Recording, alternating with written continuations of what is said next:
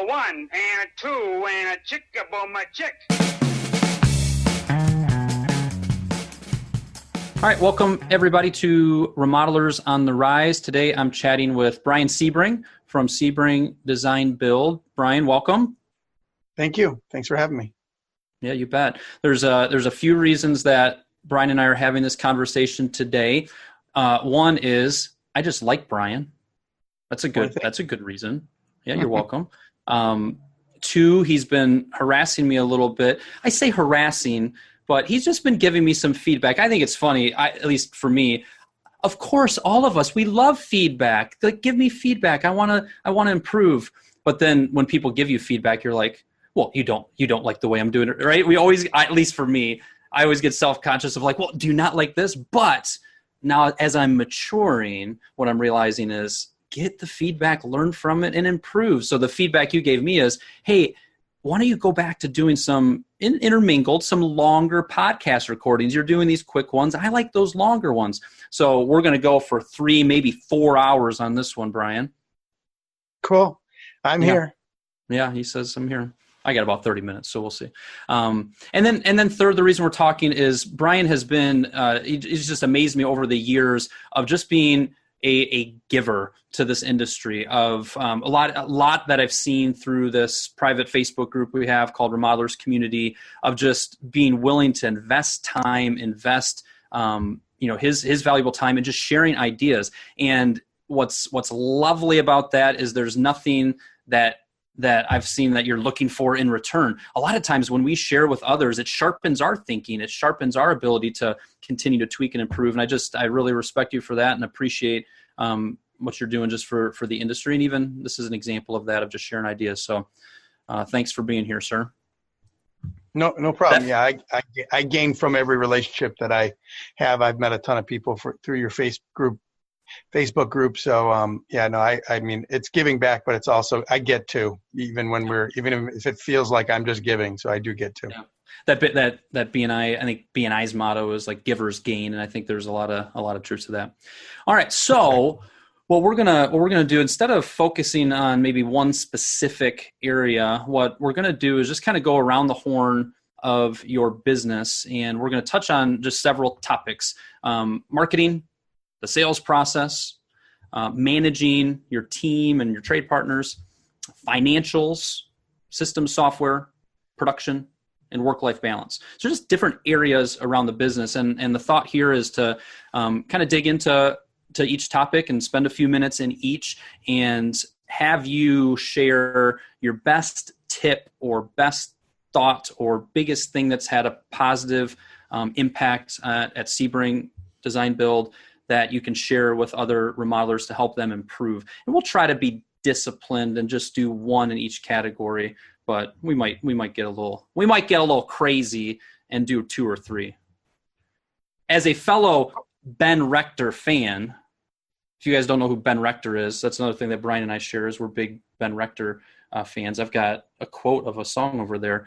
There's a song that Ben Rector talks about, and it says, "We might even get crazy when he's going out." Remember that song? Like, we might get crazy. Does anybody want appetizers? He's talking about going out to dinner with his friends in that song. You know what I'm talking about? Yeah, I mean, he's playing on his quirkiness, and I do. Obviously, I love Ben Rector and been to a couple of his concerts. We might get crazy and even do 2 or 3 in each category is what I'm saying. Okay, sounds good. That was kind of an inside joke, probably just between the two of us, and maybe one other person is laughing right now, but everybody else is like, can you get on with the content? So we shall. So marketing. Nothing happens in the business until we generate a lead, generate an opportunity. So when you think about marketing for your business, this is an area that I know you put a lot of time, attention, effort into. What's one thing that kind of floats up the list that has really made an impact for you in that area? For right now, we're doing seminars. I got some good advice from some other mastermind members of mine, and we've done 3 seminars. We've had 80 people show up and like 24 appointments set from those. So 80 people over the 3 seminars.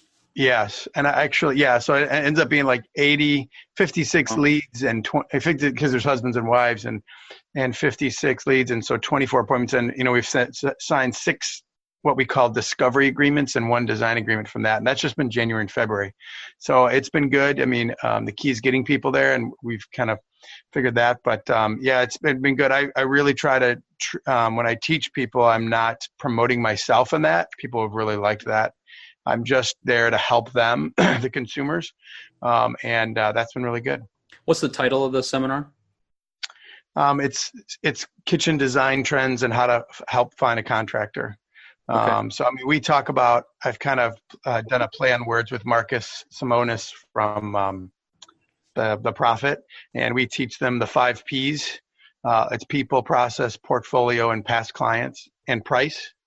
So we go through, questions asked to learn about the people, learn about the process, learn about each one. And then we talk about how price is 1/5 of the decision, not 90% of the decision, like a lot of people do. So we have a handout, a scorecard. It's kind of full facing. Like, again, we talk about different levels of remodeling, the different ways who you can hire to do it. It's not just design trends. We also do current trends and future trends. People like that, obviously. So, because it's one thing. It's one thing to focus on, like, here's the process of remodeling, which also is important, because we all need to remember that a lot of the people that are coming to us to remodel their home, what's in their head is what they've seen on HGTV, right? And what they have as a budget is just kind of what they have in their head. And we need to educate them. A huge part of what we need to do through the marketing and sales process is to educate them.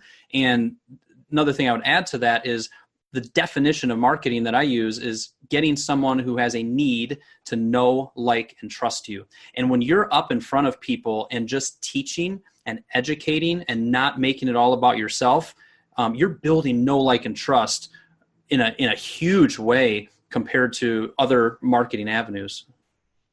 Yeah. I mean, the biggest thing that I've learned is that you need to think about a consumer, and what, if their wife says to their husband, okay, I want to do the kitchen. What's the first questions they're going to ask? They're going to say, well, how much is it going to cost and how long it's going to take? So you need to address that. We address that in there as well. Obviously, we can't give them exact price for theirs. I relate it to buying a SUV. When I tell them, when we start talking about price, I say, you can buy a Chevy Suburban, I think it's LS, for like $52,000. You can buy the maxed out Chevy Suburban for like $80,000. And then you can buy the Escalade, the Cadillac Escalade for like $105,000. It's the same thing with pricing. When a homeowner comes to me and says, why is one contractor $50,000 and the other guy's $25,000? I said, it's all about the details, about what they're including, the services they're providing, the materials that they've pulled for you. I mean, that's why it's so hard in the beginning steps to give estimates. We've stopped doing written estimates. We give verbal approximations, guesstimates, and then before, we do a 2-step design process now, and then we can get them a more narrowed down range, and they make the selection. So, awesome. That's been very good. We've got a lot of good feedback. There are, several things that come to mind. One is trying something new, right? This is something new. And a lot of times we go into analysis paralysis mode with marketing. Well, it might work, it might not. There's a lot of times until you just implement and execute. I mean, I'm guessing that the second one and the third one you've done are even better than the first one because you learned a ton from that first one. Second thing, you're building your database up, right? Our database of previous clients and prospects is one of our most valuable marketing assets. You're doing that. Third, I don't know if you're doing this, so maybe this is something that you can consider, is there are so many ways to repurpose the content that you're creating. Have you videotaped any of these? We have. I'm not big on looking at myself. To be honest with you. So we have it. We've used it on social media the day of and stuff, but we have not put pieces or bits and pieces online or anything like that. Yeah. So even that's interesting. I think on a recent podcast I mentioned that I do not like listening to myself, even just my voice, or especially the video aspect. It's like, do I really look like that? Or do I really say right after every single stinking sentence? Come on, Kyle. Or is my voice really that squeaky? But the fact that you're putting a ton of energy and effort into that to repurpose that content, there's just so many ways, whether it's social media, your website, so many different ways to be utilizing that video to continue to build know, like, and trust, and just leverage that time you're putting into it. So very cool. I'm glad that that's been successful for you. Yeah, so far, again, it's funny now that I don't normally work on weekends. These are on Saturday mornings, and it makes the time feel like it's flying by because we have another seminar. We're doing another one. It's like it's been a month. And so it's been really good. And I have my designer speaking a portion of it. I mean, it's weird to see people stand in line to talk to you. It's a very different dynamic compared to going into people's house and everyone's guarded. Because you're a typical contractor. So it's been good. You're the expert. That's the key on it.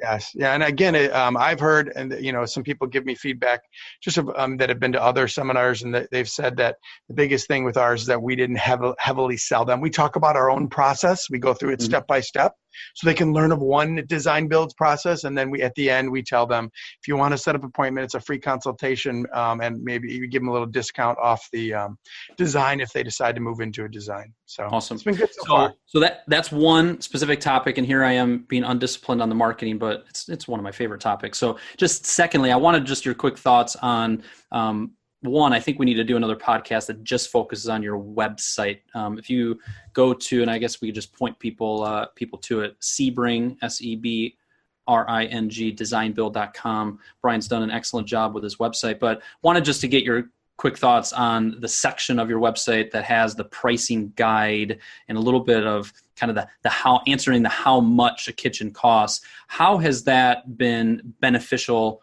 to your marketing and your sales efforts?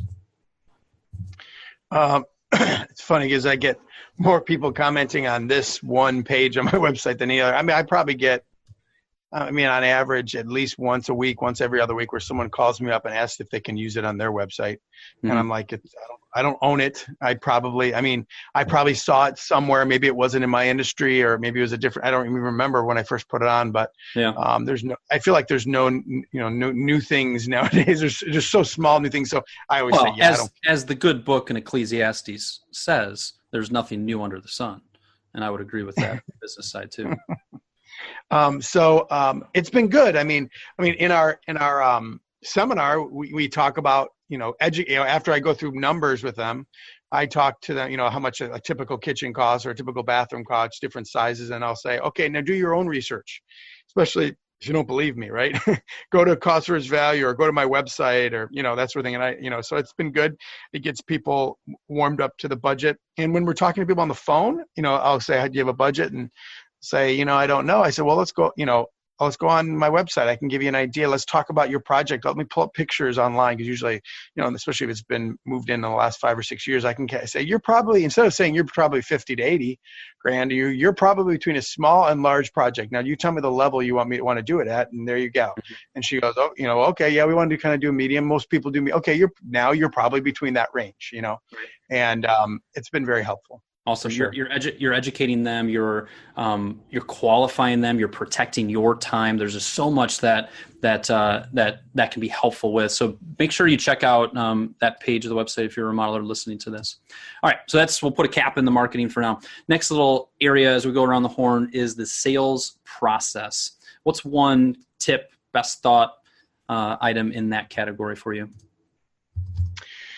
And I actually have a salesperson now, and I'm debating in the next few months of hiring another salesperson now. So it's funny that you say, so it's a different mentality I've learned. Part of the idea of the pricing guide was to, if someone's not a good lead, get it, get that figured out so I don't go to the appointment. Mm-hmm. Now, our goal is to get her in front of more people. You know what I mean? So it's almost because she has more flexibility in her schedule and to get her some reps.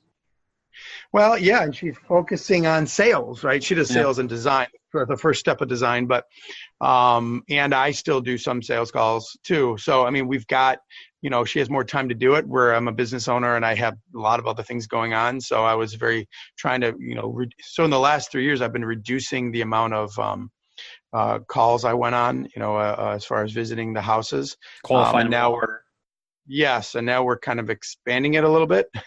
If you just look at the numbers, because we have 2 people doing it. So, I mean, what she's doing and what I'm doing is that we're selling a process, not a price, not ideas.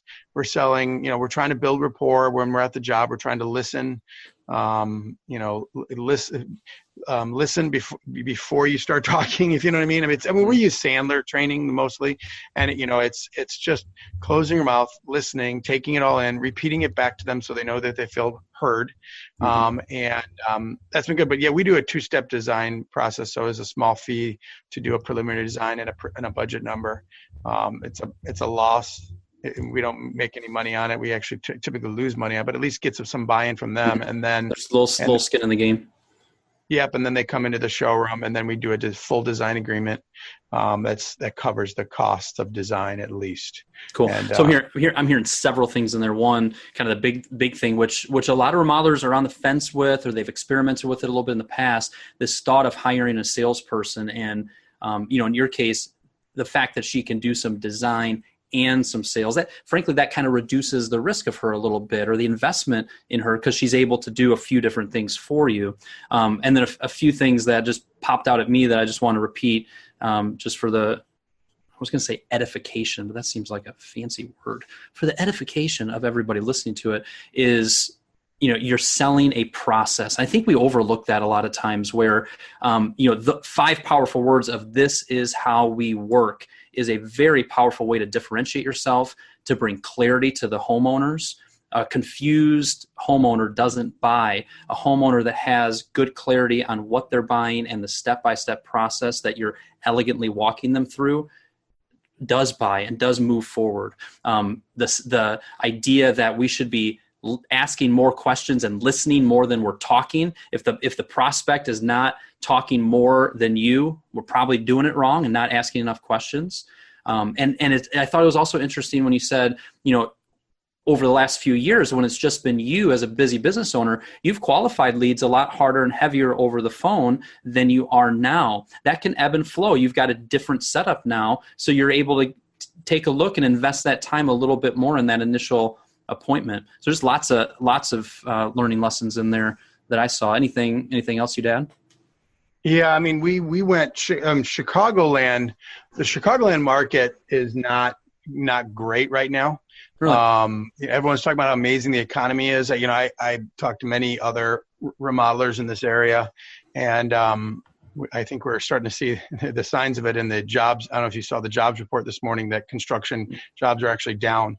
So, the thing for me is we saw last year that our leads decreased pretty significantly. And that's right when I hired the salesperson, and she went to some projects, but we're like, okay, we got to stop pre-qualifying so hard and get her in front of people. And so you ask a big thing about marketing and sales. My focus is getting more leads, and you doing the math on our closing percentages. And if we can increase the leads, we're going to increase the appointments, we're going to increase the signed contracts. So, that's been a heavily focused end of the year. The seminars have helped. There's some other things I'm doing as well that I'm just trying to, get more people calling, because again, if the down economy is coming, I'm already feeling it, to be honest with you. So, it's not tragic yet, but we're definitely feeling it. So I don't know I think Illinois, because of the tax situation and how the government's being run in Illinois, and the whole Trump changed the tax laws that probably hurt Illinois a little bit. Everyone's leaving Illinois. So I think that's a part of it too. But so I've been just trying to get as many leads in the door and people calling as possible. So now, especially now that we have a salesperson. So. Gotcha. So a few things that I would kind of tack on. I think there's some nuggets there that you just shared. Is one, can we still agree, even if people are leaving Illinois, Chicago is still one of the best cities in the country? Agreed. There's still jobs here. Yeah.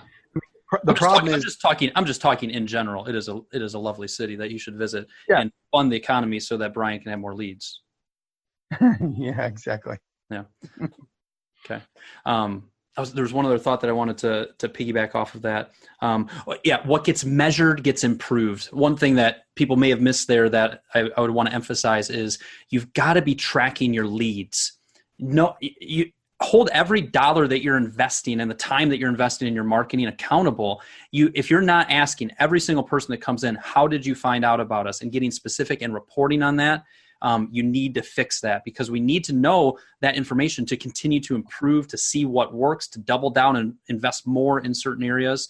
So I took that away from a part of what you shared too. Very important.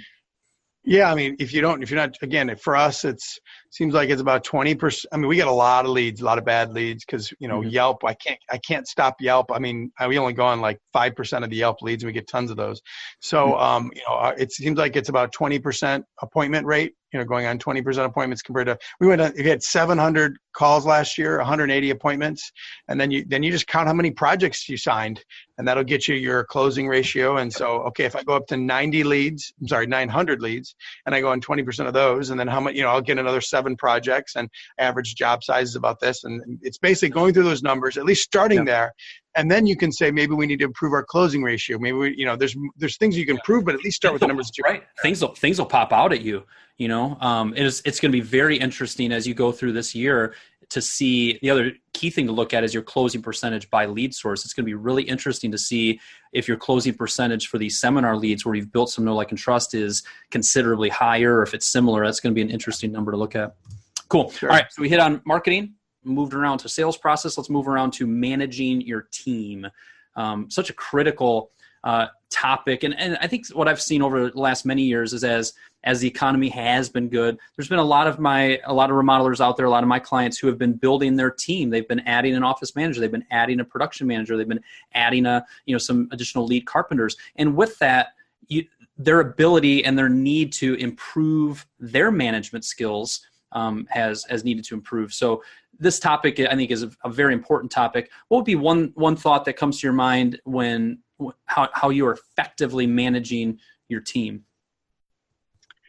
Yeah, I mean, been in business 20 years, and now, the last few years I've been reading a lot of leadership books and just trying to, again, you become a coach rather than a player out in the field or doing whatever. You become a coach, because now I'm at a point now where I've got someone doing everything. I've got an estimator, I've got an admin, I've got marketing, I've got designers, salespeople. So now it's, how can I coach them? How can I help them improve and do their best job? And then right now I tend to fill in the gaps when we get busy, whether the estimator is busy, I need to do some estimating, whether I need to do sales help. It's more of a fill in the gaps part now. So yeah, I mean, this is always a challenge. You're still dealing with people. Human beings are emotional, and they have struggles on their own outside of work, and try to be there for people, but then you got to get the work done too. So, I mean, this is not easy by any means. I'm still learning, to be honest with you. So what would you say is something that has been effective, whether maybe it's a meeting rhythm that you're having with certain employees, or is there anything that you kind of learned from some of those books in some of the last few years as you've grown your team that seems to have made a big impact?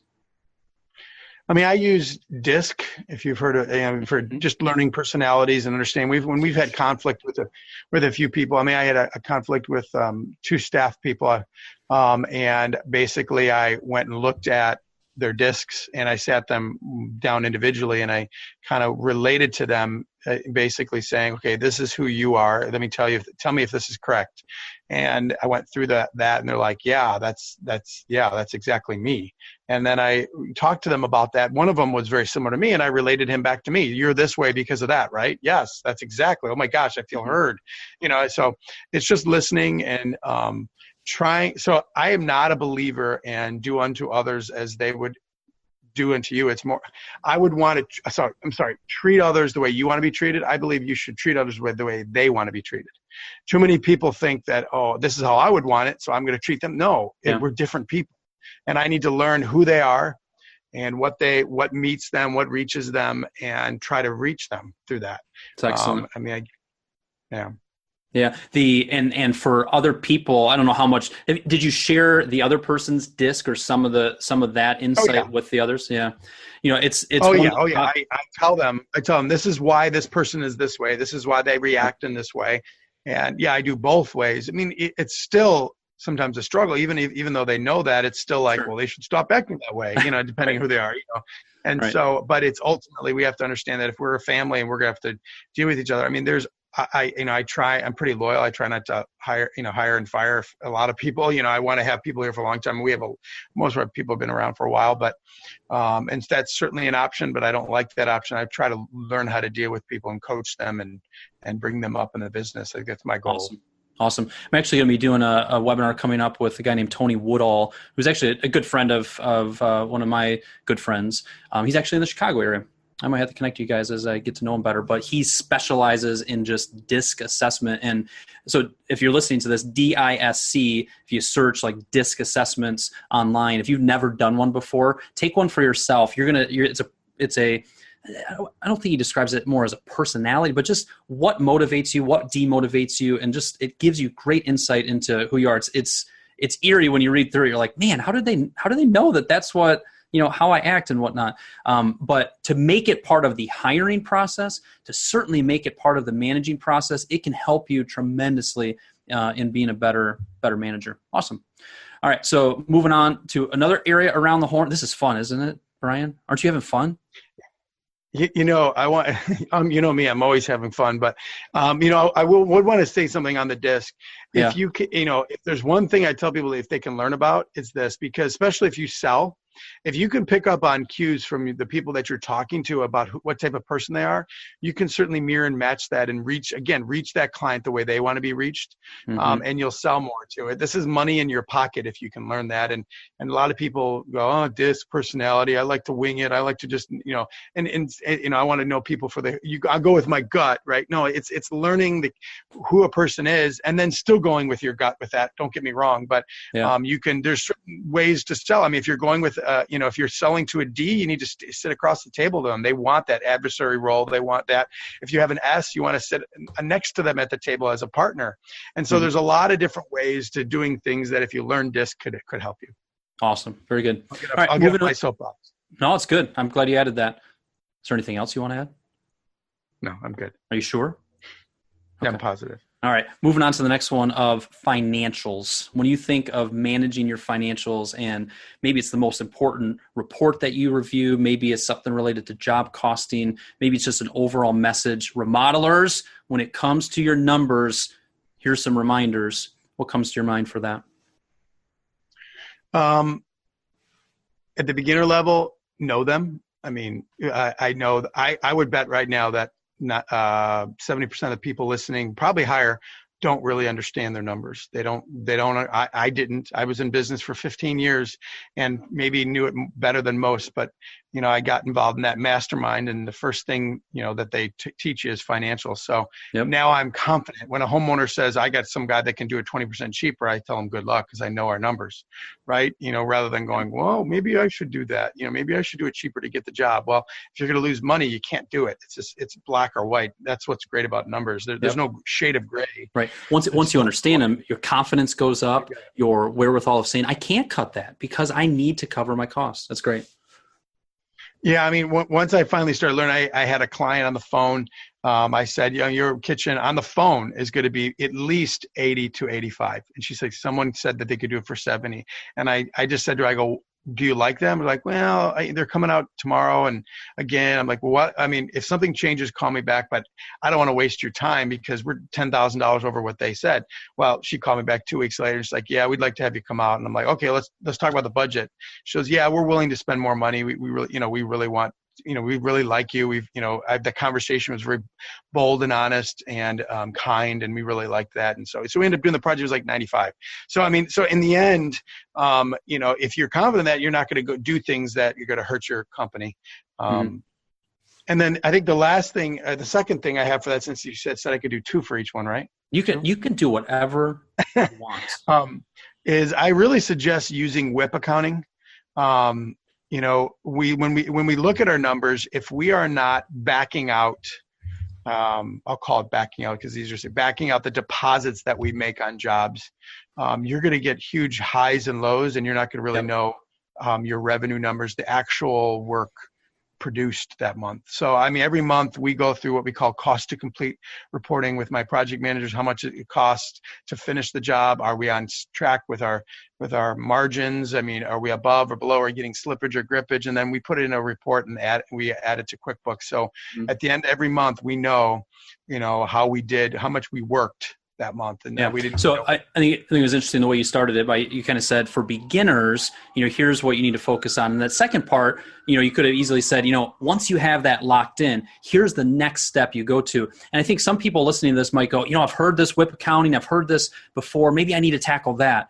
If you don't understand your profit and loss statement crystal clear, if you don't understand that at the bottom of your profit and loss statement, where you see the net profit of $40,000, and then you look at your bank account and you say, where is that $40,000? And you don't understand that when you take owner draws or when you have loans, that it's coming out of the net profit and it's not in your profit and loss statement. If you don't understand that it's total sales minus cost of goods sold equals gross profit minus expenses equals net profit, those fundamentals, start there. The WIP accounting can come next. Start there. Yes. Start by understanding your job costing. Just flat out, this is what I was expecting to make in gross profit on this job. This is what my actual was. Start with the blocking and tackling. And then, yes, as you get that down, then you can migrate over into the WIP. I sometimes see people get excited about this and they get a little bit of the cart before the horse. So I like the way that you set that up of saying, as a beginner, focus on this. And once you get that down, let's move on to some of these other things that are super helpful. Yeah. I mean, there's been some, I had I don't know if you remember this, but I had a conversation with someone on the Facebook group about what is the difference between markup and margin. And he was trying to answer that, and it was wrong. And so we ended up getting on a phone call, and actually we're good friends now, and he's in that same mastermind that I'm part of.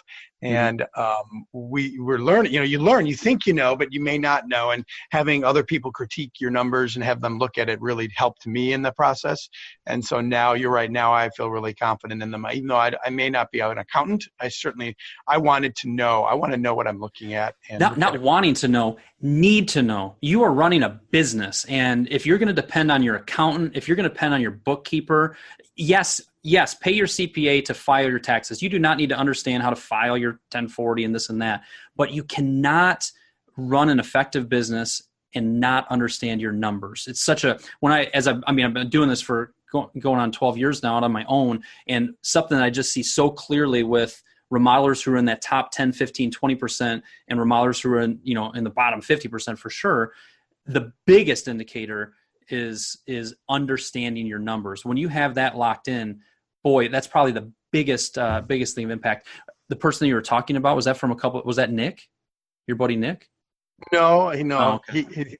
We talked about something else. I think he was reacting. It's another person. Okay. So, I just wanted to hit on Nick for a second. So Nick was a client of mine. We did some coaching together, and I just love that story of, and I emphasize this just to remind remodelers to be doing this, is I think you guys originally met through that private Facebook group. Like, it was just like, oh, hey, why don't you just give me a call? Let's talk through this. And that's turned into a relationship where you guys it sounded like there's kind of like a weekly rhythm where you guys are staying in touch, and just friendship / camaraderie / people going through the same thing as you. I think so often remodelers, and this is why you mentioned that mastermind, Remodelers Advantage, whether it's, Victoria's group with Remodelers Advantage, Builder 20 clubs, the things I have going with Remodeler Circle, such a huge part of that is just realizing, oh, wait a minute, I'm not the only stinking one out here, going through the same stuff. And there's when you can develop relationships with other guys and gals that are going through the same thing, it can be so encouraging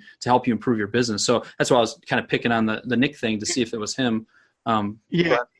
I mean, I'll tell you, once you join a group like that, because you have your local group, you're 10 guys that you know really well, and then you've got a ton of other groups in there. I visited like 6 different contractors last year. I went and traveled from Cleveland to Dallas to North Carolina, and you get to see the inner workings. I sat in meetings. I went to sales calls. I learned how other people do it so I can refine myself and be better. So, Nick and I, we text daily, and he actually came in for my first seminar because he's now going to do his. And he came in and just said he wanted to watch it, right? Because he wanted to feel comfortable doing it. And so, there's other people doing this. So don't sit Plus him and Chelsea have the new baby at home, so he probably wanted to get away for a night just so he could sleep. Don't say that. Here's that. No, don't say that. Oh, okay. It's not true. Chelsea, if you're listening to this, it's not true. He loves being around there. Yeah, he loves. Yeah. All right. All right. Going around the horn, we got 2 more stops. One is I'm going to kind of combine these two of like systems, software, production. I'm going to make you just kind of pick one thing in there of what comes to mind when it. I would say, well, software we use, I'll just do it quickly. We use Asana, ASANA, for inter-office tasks and to-do lists. We use them in our meetings as well to assign people those tasks. We use CoConstruct, which I'll be honest with you, nowadays you should minimally have a construction software because one person shop can get it pretty affordable. CoConstruct or Builder Trend, we use CoConstruct. And then systems wise, I just created a flow chart of the buying journey for my staff, where we went through every single step of our process, and then we have who does that process, in our company. And what we're going to do is we're going to attach a process, like a link. We're using Google Docs. We're going to attach a link to each individual icon. So if they don't know the process, they can click it. It'll open up and find the process. So we're starting to build that out. Spent a lot of time on that. Use kind of a visual chart with icons. It's turned out really nice. So just tried to systematize everything. The more we can, the less likely that we're going to have an issue. Yeah, and I think it's interesting where, what do clients truly value? Yes, of course, we need to do quality work. We need to make it, solid there. But like going back to what you said right at the top, we're selling a process. We're selling a process, and the more, every little tweak and improvement that you can make to that process is going to pay dividends for months and years ahead. On every, you get this part of the process down pat. It's a little work to get it locked in, but it is going to be valuable for every project thereafter. And it's hard as busy business owners and busy remodelers to work on the business and to work on systems. But every business owner that's listening to this, you've got to carve out time for it. Cool. Agreed. Good. Agreed. Amen, Brother Kyle, he says. All right. Yeah. All right. And then let's go to the final around the horn, which is frankly one of my favorite topics, which is just the work-life balance. You may think you're in business so that, you can make a lot of money and support your family. Certainly that's part of our, drive in business. But man, if we're building a business and it is just crippling life outside of work, if it is, affecting our family, our ability to be fathers or mothers, to be friends, to be able to volunteer. It's there's phases. There's phases, and as we grow a business where we're going to have to put in more time and energy and effort. But we've always got to be, for frankly, just our own health, the health of just being a well-rounded person. We've got to have an eye on this work-life balance side of things. So anything you would kind of encourage or share related to that? Yeah, I mean, I'd piggyback on that, is that it's all the different stages of owning a remodeling business. I actually met with two remodelers community people in Vegas for KBiz last week or 2 weeks ago. Who? Bryan, I can get you their names. I don't remember them. Bryan, what's his name?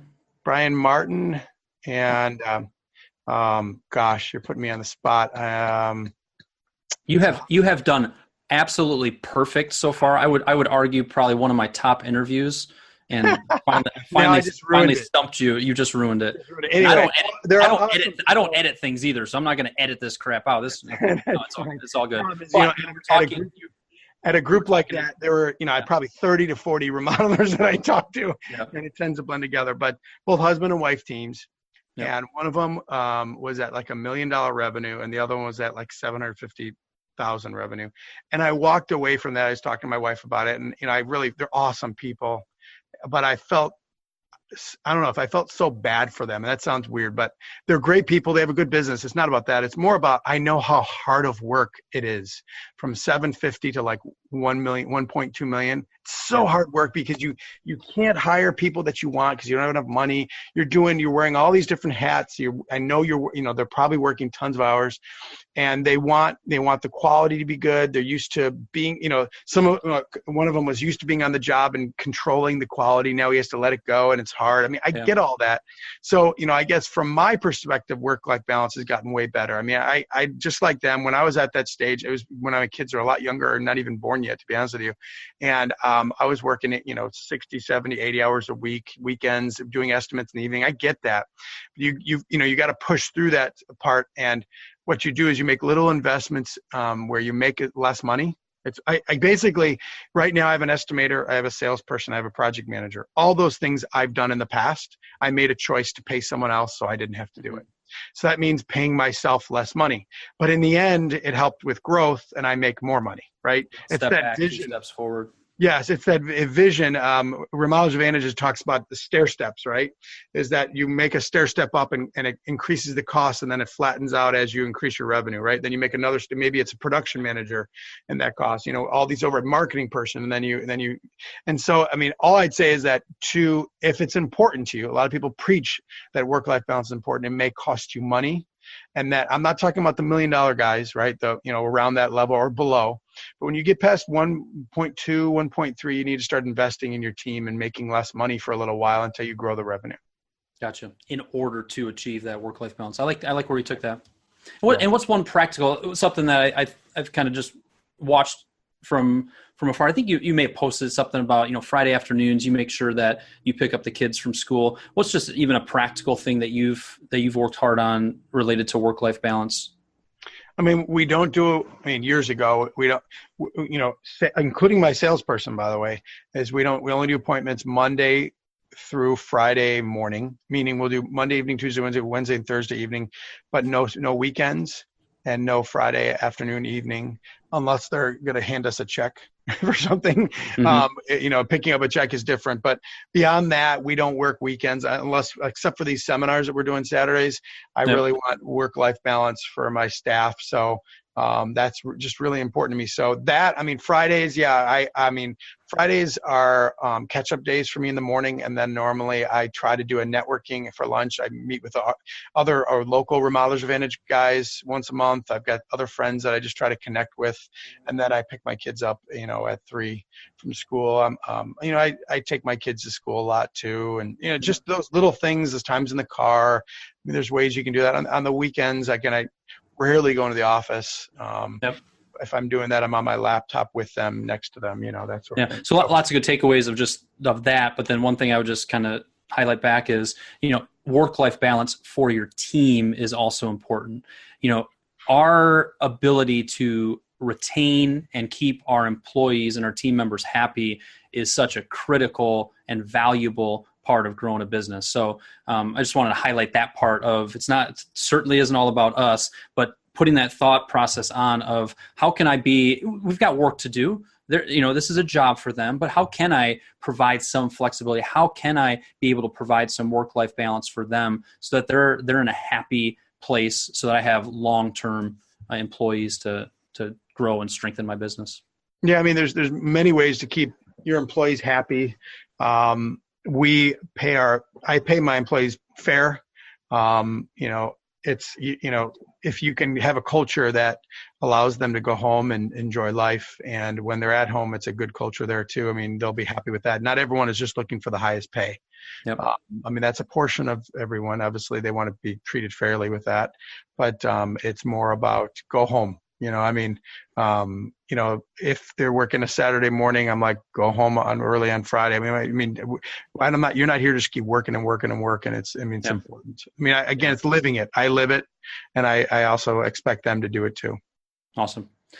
Cool. So I think that's a good final word. Or if I were to say, Bryan, you got another final word you want to share before we end this? This probably goes out to people that are already doing this, but the biggest thing is that connect with other contractors. I tell people all the time, pick up my phone, text me, call me. My email address is Bryan with a Y at Sebring Design Build, Bryan at Sebring Design Build. Email me. People have reached out to me. I'll call them back. I'm pretty, because I learned that every relationship I get better with. And so if, all the things I talked about, they reach out to me, because you know what, you never know, you could be growing into that big company in the next couple of years, and all you needed was 1 or 2 nuggets from having a friend in the industry, someone to challenge you. I tell people, if you want to be friends with me, expect me to challenge you and you to challenge me, and think differently. I'm not going to just appease and blow smoke up everyone's, but I'm going to be honest with what I think that, you should do or change. And I would want people to do that to me. Awesome. All right, my friend, I appreciate your time, and we will talk again soon. So if you enjoyed listening to this recording, I have a hunch that you would really enjoy being a participant in Remodelers Community. It is a private Facebook group, free of charge. I have a lot of my remodeling clients in there. I have a lot of people who have just followed my work for a number of years, and the conversation is on a variety of topics on how to improve your remodeling business. A lot of just great people willing to share a lot of ideas, templates, tools. Did I mention it's free of charge? Go to remodelerscommunity.com and it'll redirect you right to where you can request to join the private Facebook group. remodelerscommunity.com. I'll see you on there.